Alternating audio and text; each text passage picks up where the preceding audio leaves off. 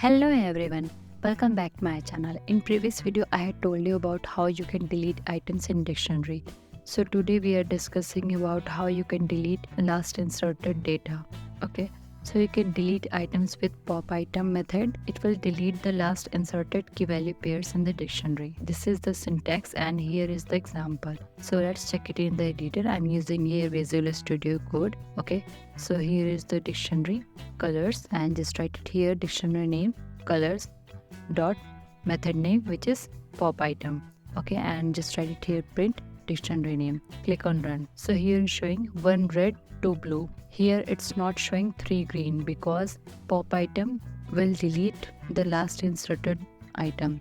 Okay, so here is showing here it will delete last inserted data value key value pairs, that is 3 green. Let's check it with another example. So I'm changing here value. Again click on run. Let's see what will be the output. So here is showing 1 red 2 blue 3 green 4 yellow. Here it's not showing 5 orange because it deleted the last inserted key value pairs with the help of Popitem. Okay, so let's check how you can check if key exists in dictionary or not. Okay, so you can check key exists in dictionary with the help of in keyword. So let's check it in the editor. I'm using here Visual Studio Code. So here's the dictionary colors. Okay, and I'm writing here if for key name key value. Okay, so I'm writing here if for in colors dictionary name print yes it's present, else no it's not present. Okay, so click on run. Let's see what will be the output. So here is showing yes it's present, 4 is present in this dictionary,